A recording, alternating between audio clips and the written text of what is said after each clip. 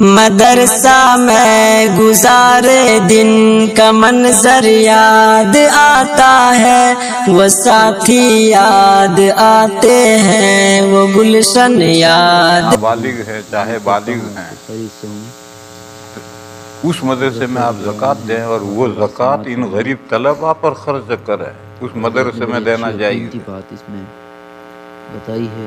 اور جس مدرسے میں غریب طلباء ہیں ہی نہیں، ہمارے مدارس میں نابالغ طلباء ہیں لیکن ان کے باپ مالدار ہیں، اگر باپ مالدار ہے تو نابالغ بچے بھی مالدار ہیں، اس کے تعلق سے حضرت ان پر زکوٰۃ خرچ نہیں ہو سکتی۔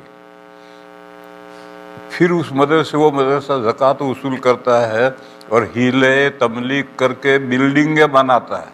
ایسے مدرسے کو زکوٰۃ ہرگز نہیں دینی چاہیے، زکوٰۃ دینے سے زکوٰۃ ادا نہیں ہوگی۔ اور یہ جو ہیلے تملیغ ہے وہ محض ڈھونگ ہے، ہیلے تملیغ سے کوئی حلت نہیں پیدا ہوتی۔ فتاوی رحیمیہ میں لکھا ہے کہ ہیلے تملیغ ڈھونگ ہے، اس سے کوئی حلت نہیں پیدا ہوتی۔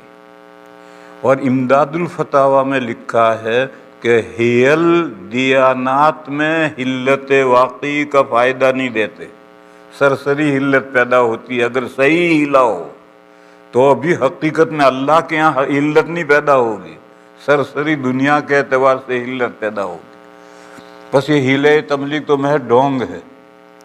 ایک قصہ سناؤں میں تمہیں، بامبے کے ایک سیٹھ کے یہاں ایک جبے قبے امامے والے محتمم صاحب چندہ لینے گئے۔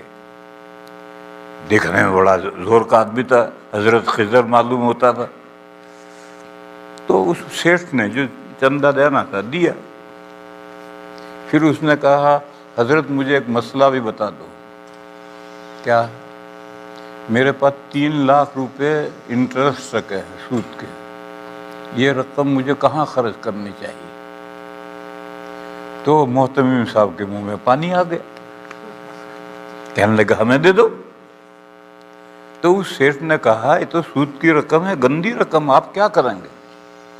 کہنے لگا ہم اس کو پاک کر لیں گے۔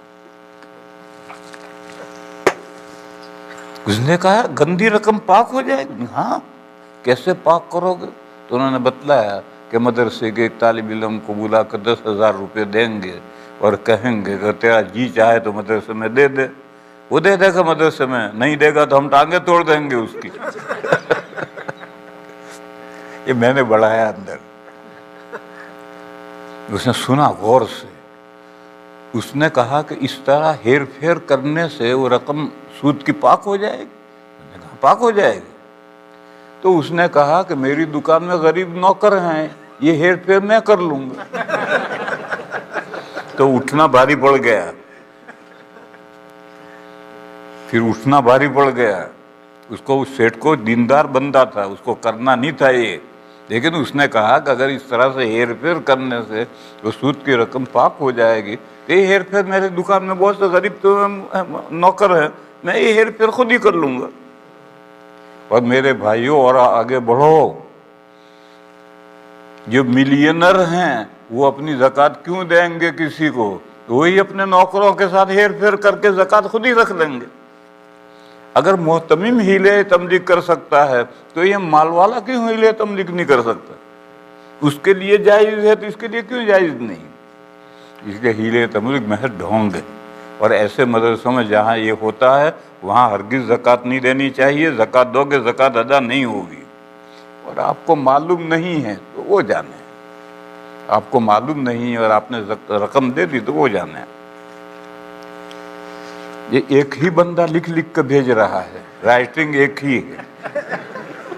ارے بھائی ہر آدمی اپنی ضرورت کی بات پوچھو۔